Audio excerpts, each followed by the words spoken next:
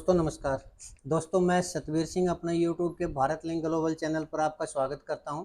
दोस्तों आज हमारे साथ जो शख्सियत है वो हरियाणा के पूर्व श्रम एवं रोजगार मंत्री श्री कृष्णमूर्ति हुड्डा जी। तो आज हम सबसे पहले तो अपने चैनल पर इनका स्वागत करते हैं। हुड्डा साहब आपका हमारे चैनल पर बहुत बहुत स्वागत है नमस्कार सर। नमस्कार। तो आज सर आपने प्रेस कॉन्फ्रेंस बुलाई है, तो उसका विषय क्या था ये बताइए आप। हमारे हजारों लोग जी मुंबई में कारोबार भी कर रहे हैं, जी फिल्मों में भी हैं जी। और अच्छी अच्छी पोस्टों पे भी हैं। हम्म बहुत से लोगों के टेलीफोन आए हम्म कि मुंबई में उद्धव ठाकरे हम्म जो शिवसेना के लीडर हैं हम्म। और राज ठाकरे उनके कजन ब्रदर, जी। इन्होंने अपनी फौज तैयार कर रखी है और इन्होंने एक प्रचार शुरू कर दिया कि मुंबई में जो आदमी रहेगा उसको मराठी बोलना जरूरी है। ठीक है। जो नहीं बोलेगा उसकी पिटाई कर देते हैं। मैंने टेलीविजन पे भी देखा भी ठीक है। कि एक इनके कार्यकर्ता ने पूछा, भाई मुंबई में कौन कौन सी भाषा बोली जाती है? उसने कहा जी सारी बोली जाती है। उसने धैर्य उसको थप्पड़ मारा। टीवी की बात है ये। फिर दूसरे ने मारा, बोला हाँ जी मराठी बोली जाती है और कुछ नहीं।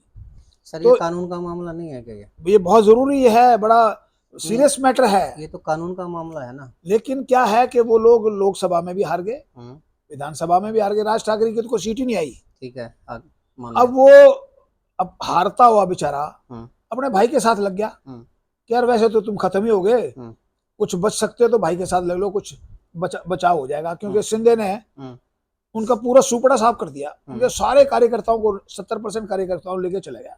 बीजेपी की सरकार है सर महाराष्ट्र में। हाँ। और आप वर्तमान में बीजेपी के नेता हैं। हाँ। तो क्या आप अपनी पार्टी के खिलाफ बोल रहे हैं या खिलाफ, ये कह रहे हैं खिलाफ नहीं बोल रहा, या फिर आपकी पार्टी का मैटर है ये? नहीं खिलाफ नहीं। देखो ऐसा है कि मैं देश का नागरिक हूँ और जागरूक नागरिक हूँ। मैं अगर कोई बात गलत सोचता हूँ तो मैं अपनी सरकार को से मांग तो कर सकता हूँ। आपकी सरकार कार्रवाई क्यों नहीं कर रही? हाँ नहीं, वो तो महाराष्ट्र की सरकार है, मैं तो हरियाणा का हूँ। लेकिन महाराष्ट्र में भी बीजेपी की हाँ, सरकार है। हमारी मांग है सरकार से कि ऐसे एंटी सोशल एलिमेंट के खिलाफ सख्त से सख्त कार्रवाई होनी चाहिए और इनके ऊपर देशद्रोह का मुकदमा होना चाहिए कम से कम। क्योंकि ये देश तोड़ने की बात कर रहे हैं।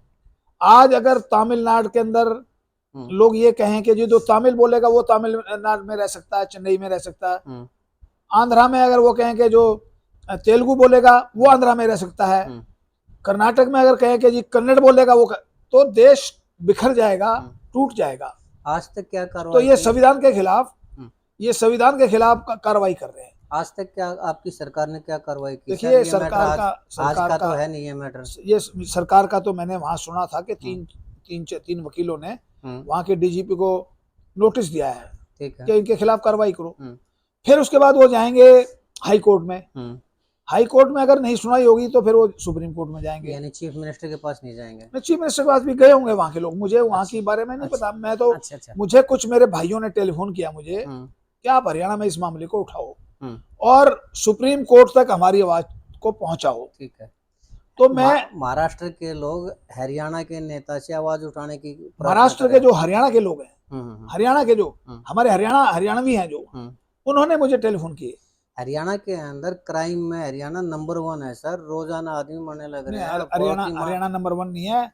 जब से यहाँ इनकाउंटर किए हैं, रोहतक के अंदर हर हफ्ते मर्डर होता था। आज 2-2 महीने कोई मर्डर नहीं होता सर। आज लोगों में भय, इस सरकार का भय है, नायब सिंह सैनी की सरकार का भय है लोगों में। तभी तो स्टूडेंट भी प्रिंसिपल को मार देते हैं। ऐसा है, वो इक्का दुक्का स्ट्रे इंसिडेंट होते हैं। अच्छा, इक्का दुक्का हो जाते हैं। ये आप किसी भी अखबार को पढ़िए, 80% खबर है वो मर्डर की, फिरौती की, किडनैपिंग की है। और आप ये कह रहे हैं कि इक्का दुक्का घटना। दलाल साहब, रोहतक के अंदर हर हफ्ते मर्डर हो जाता था और 2-2 महीने तक कोई खबर नहीं मर्डर की।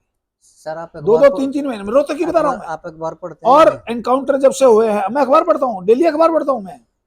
आज बताओ मुझे कौन सी अखबार में है अभी 2, 4, 5, 10 दिन में? सर 4, 5, 10 दिन छोड़िए, डेली के अखबार की आप कहो तो मैं रिपोर्टिंग। हाँ दिखाओ, मुझे दिखाओ। मैं रिपोर्टिंग भेज दूंगा। दिखाओ। हाँ भिजवाना मुझे। है क्या आपके पास अखबार? अभी दिखा देते हैं। हाँ मैं अखबार। आप जो हरियाणा के अंदर जो क्राइम है उसके बारे में आप आवाज उठा रहे हैं या नहीं उठा रही?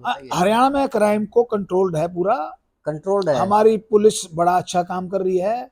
करीब 20-25 एनकाउंटर हो चुके हैं लोगों के। हाँ। और लोगों में भय है। लोग इस समय भय के उसमें जो बदमाश हैं, और हरियाणा छोड़ भी रहे हैं बहुत से, और हरियाणा के लोगों के एनकाउंटर बाहर भी हो रहा है। यूपी में एक एनकाउंटर हुआ हरियाणा के आदमी का। मैंने तो तो सुना है बाहर के जो गैंगस्टर हैं उनके लिए हरियाणा एक स्वर्ग स्थली है। बिल्कुल कुछ नहीं है, किसी की हिम्मत नहीं है यहाँ आके कोई क्राइम करे। यहाँ सरकार अच्छा काम कर रही है, और जो पुलिस को सरकार के मुख्यमंत्री ने बड़े सख्ती के निर्देश दिए हुए हैं। कौन सा सरकार कौन सा अच्छा काम कर रही है सर? एक आधा अच्छा काम तो बताओ। अरे सरकार कमाल है, कितने काम गिनाऊं मैं आपको।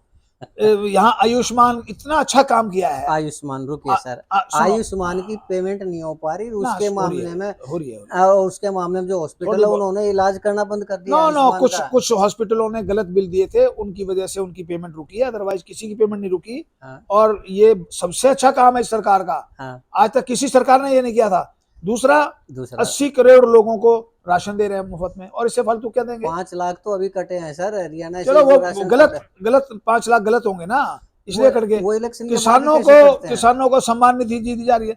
इतने काम हुए हैं। 500 रुपये महीना से। और सबसे बड़ी बात है कि MSP पे फसल खरीदी जा रही है। एक बार बताइए, आपने कहा किसानों को सम्मान निधि दी जा रही है। हाँ। सर एक वृद्धावस्था जो पेंशन है या विधवा पेंशन है वो भी 2,500-3 हजार है। 6,000 रुपए साल के आ रहे हैं, मिल रहे हैं साल के यानी 500 रुपये महीना। जो भी है। जबकि विधवा पेंशन है, वृद्धावस्था शुरू है, पेंशन है, वो 2,500-3 हजार पहले 100 रुपए शुरू हुए, देवीलाल ने शुरू की थी पेंशन, आज वो 3200 है। हाँ।